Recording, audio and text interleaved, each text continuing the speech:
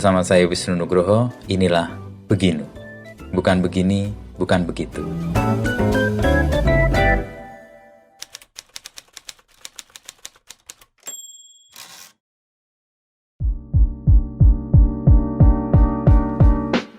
Tadi Pak Dahlan menyebut ada kemarahan yang kemudian menghasilkan sesuatu yang baik. Untuk membentuk This Way ada kemarahan nggak? Kemarahan pada jurnalisme. Pada jurnalisme? Ya. Bukan pada... Sama kemarahan kepada sistem kepemilikan saham di media. Okay. Nah, sehingga seperti saya yang Anda tahu tadi, yang Anda bicarakan tadi, sekarang nggak dijawab lagi. Saya pengen belajar dari Huawei.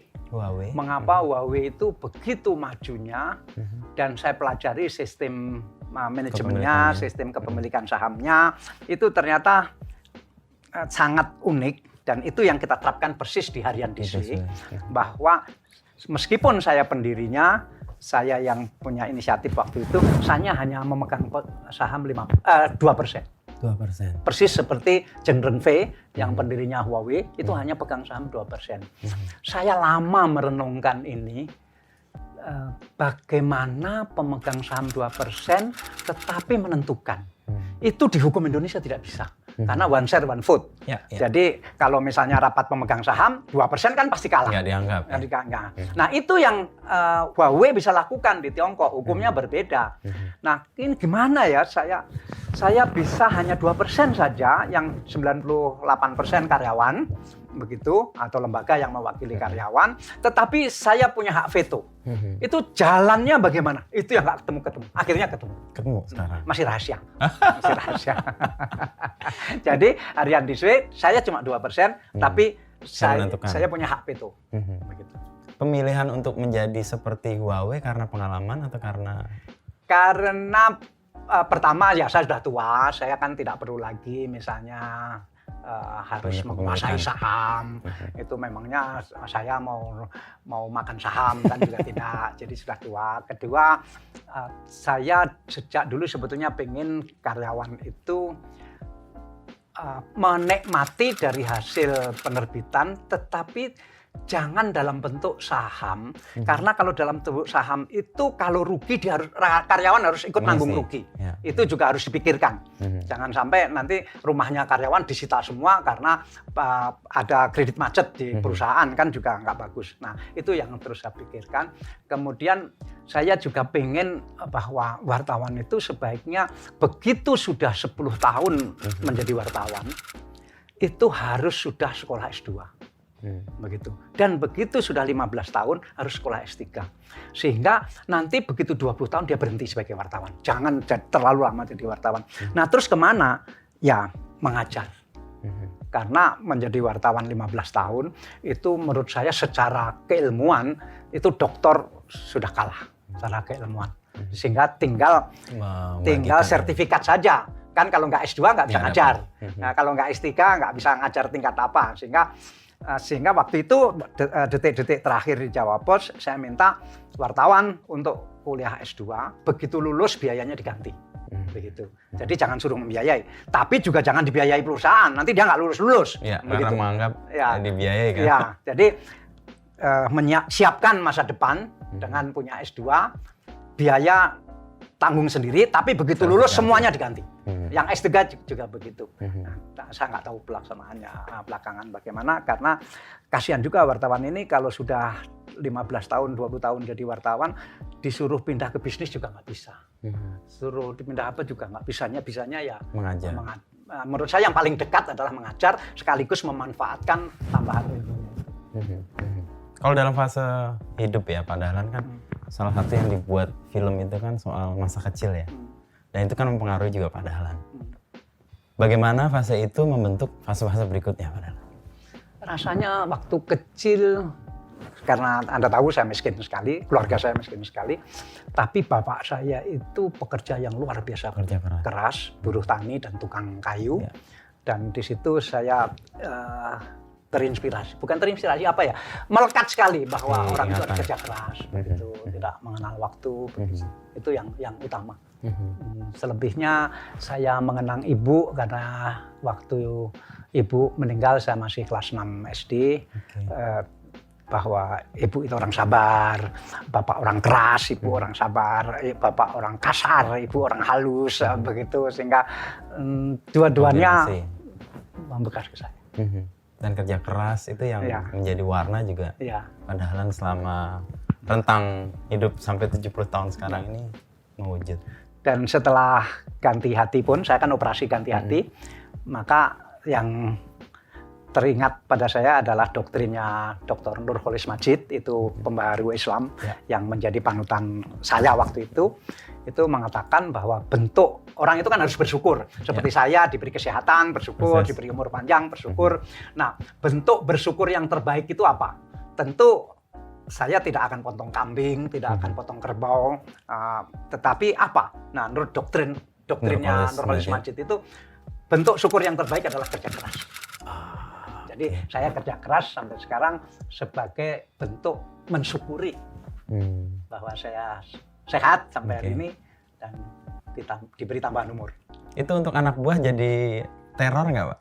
Karena kan pimpinannya bekerja keras, anak buahnya merasa... Ya, belakangan saya mendengar cerita-cerita lucu dari mereka setelah mereka terpisah, tidak muda lagi, bahwa dulu itu katanya kalau mau tidur ya, itu nggak bisa tidur, kepikiran besok harus ngejar berita apa ya, besok harus ngejar berita.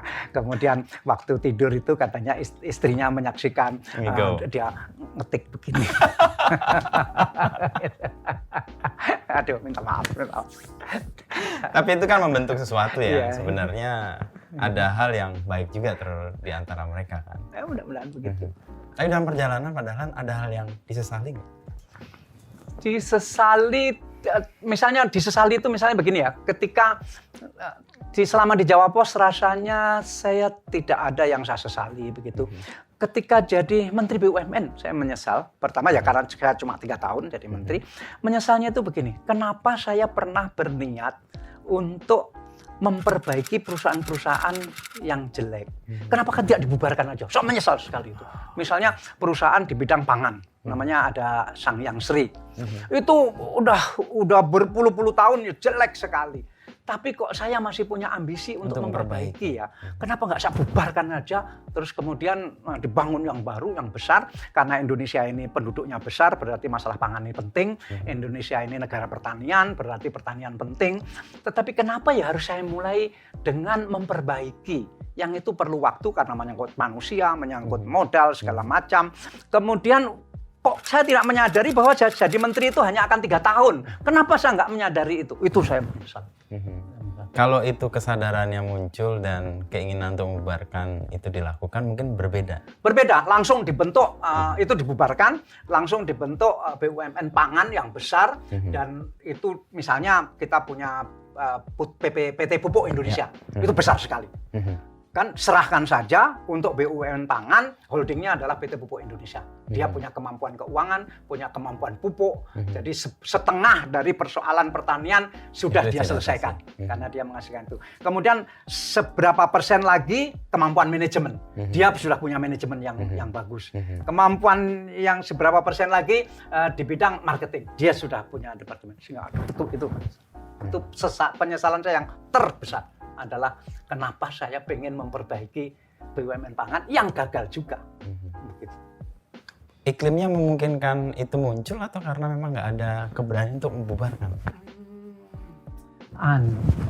Ambisi untuk memperbaiki sesuatu itu terlalu dominan. Mungkin kita percaya bahwa semua orang baik atau semua hal baik sehingga nggak mau ya mungkin yang itu dari pengalaman saya yang lama, memperbaiki perusahaan yang lama itu kok bisa semua ya, begitu, sehingga itu menambah kepercayaan bahwa perusahaan itu bisa diperbaiki gitu. Tapi beda bahwa di swasta kan kita bisa bertahun-tahun berada di situ, di BUMN kan ada batas waktu. Itu yang saya kalau di Jawa Pos nggak ada penyesalan sama sekali dan sekarang tidak menjadi bagian dari situ? Enggak ada. Sama sekali nggak ada. Dan mudah sekali move on ya Pak Dahlan? Nggak ada. Dan Dan ya sudahlah itu terjadi. Ya itu bagian dari move on. Ya, begini. Tapi apa perlu saya ceritakan ya? Begini, saya menulis kapan itu, saya punya di tengah keluarga miskin itu, saya punya kakak sulung, dia jadi guru, berarti punya gaji. Dia satu-satunya yang punya penghasilan di keluarga kami. Pada waktu itu dia harus pergi ke Kalimantan, berarti meninggalkan kami, dan dramatik sekali karena di desa harus ke kota dulu dan harus pakai dokar, sehingga ketika dokar itu datang, seluruh kampung itu kumpul supaya kakak saya berangkat naik dokar itu, diuntapkan orang banyak begitu. Nah ketika kakak saya pergi, itu semua juga pergi, tetangga-tetangga semua juga pergi, tinggal saya dan bapak di teras rumah yang tanah begitu. Bapak saya bilang gini, Dahlan. Waktu itu bapak saya panggil saya Dakelan karena orang Jawa, nggak bisa ngomong Dahlan. Oh, Dakelan. Ya, Dakelan. Dakelan. Kenapa saya tadi tidak menangis? Ya saya diam aja, kan anak kecil orang Jawa kan nggak berani nanya bapaknya. Ya, dia bilang begini, saya sebetulnya pengen menangis tadi, seperti yang lain kan semua menangis. Tapi saya tahan, karena saya harus belajar ikhlas. Karena ikhlas itu harus dilatih. Saya harus latihan ikhlas. Kenapa ikhlas itu harus dilatih? Karena orang itu suatu saat akan kehilangan benda yang paling dia hargai, yaitu nyawa. Nah kalau sekarang saya kehilangan anak sulung, kakakmu, saya nangis, kok berat. Lah nanti kalau saya akan dipanggil Tuhan, saya nggak ikhlas dong berarti. Nah itu saya. Jadi sejak itu saya gampang mengikhlaskan banyak hal. Kecuali BUMN pangan tadi. Jadi peran ayah kuat sekali ya. Kuat sekali. Untuk membentuk kesadaran bahwa melepas itu bagian dari pelajaran untuk latihan. Bukan sekedar pelajaran, latihan. Karena kalau pelajaran itu kan how to know. Tapi kalau latihan itu how to do. Jadi kalau latihan itu kita bisa mengerjakan. Kalau pelajaran kan hanya kita tahu, kan belum tentu mengerjakan. Gitu. Selain orang tua, sumber ikhlas dari Pak Dahlan apa? Karena kan saya jurnalis, ya hampir 20 tahun nih, saatnya harus keluar nih sebenarnya. Ya, soalnya, tapi kan Anda udah mengajar. Iya, mengajar. Ya sudah lah, enggak. Yang saya maksud tadi adalah jurnalis yang karirnya tidak bagus. Anda karirnya kan bagus. Jadi kan orang bisa mengaca bahwa saya wartawan nanti bisa jadi redaktur nggak? Oh bisa, sudah jadi redaktur. Saya bisa jadi pimret nggak? Kayaknya saya lihat sekitar saya kok lebih pantas si A, si B yang jadi pimret, berarti saya habis ini. Saya terakhir jadi redaktur ini. Ya sudah, kan berarti harus apa next-nya? Gitu. Tapi kalau Anda kan, saya bisa jadi pimret nggak? Oh bisa, ya udah jadi pimret. Kembali kepada hal yang tadi yang soal ikhlas tadi itu, saya tercenung mendengarnya dan mencoba mendalaminya lagi sedikit. Ikhlas, lalu kemudian itu kayak jadi pengalaman dari Bapak ya yang membuat itu muncul. Selain itu apa yang membuat Pak Dahlan bisa seikhlas itu? Mungkin karena orang Jawa ya. Saya orang Jawa di desa, dalam kultur kejawen, dalam kultur Islam, tapi Islam tarekat Satariyah. Itu tarekat yang paling dekat dengan kejawen. Jadi kita belajar sangkan paraning dumadi dan segala macam itu, sehingga mungkin itu sangat berpengaruh bahwa Nrimo, kemudian Sumeleh, itu kan bagian dari kultur. Mungkin itu sangat terpengaruh, sehingga ya sudah memang Nrimo yang Bandung segala macam, tapi diaplikasikan dalam bentuk yang lebih modern. Mungkin itu. Ya. Dan untuk itu juga Pak Dahlan kayaknya ya sudahlah. Identitas atau identifikasi yang tadi yang sangat lekat dengan Jawa Pos dan sekarang tidak, ya itu. Yang saya risau adalah masih terlalu banyak orang menyangka saya di Jawa Pos, itu aja. Harusnya sudah move on semua ya. Sementara saya kan nggak bisa launching, saya nggak dijawab, woi, saya nggak dijawab Pos, kan saya tidak mungkin. Iya. Ya mudah-mudahan kesempatan obrolan ini bisa membuat orang. Saya baru ngomong ya. Oke ya, Mas Wisnu. Thank you, saya makasih Pak Dahlan ngobrolnya dan saya terima kasih diundang ke sini. Terima kasih karena bisa ketemu penulis yang hebat sekali. Saya ketemu Pak Dahlan yang lebih hebat. Berkunjung ke gedung Kompas yang dulu saya bilang penyakit Kompas, ternyata sangat hebat gitu. Sama-sama Pak Dahlan, semoga sukses dengan display-nya dan upaya-upaya baik yang dilakukan. Terima kasih. Thank you. Terima kasih telah mendengarkan podcast Beginu. Nantikan obrolan Wisnu Nugroho bersama narasumber inspiratif lainnya. Oh iya, jangan lupa juga untuk follow dan nyalakan notifikasi podcast Beginu agar tidak ketinggalan episode selanjutnya. Saya Dava Wahyu dan segenap tim Media Podcast Network pamit undur diri.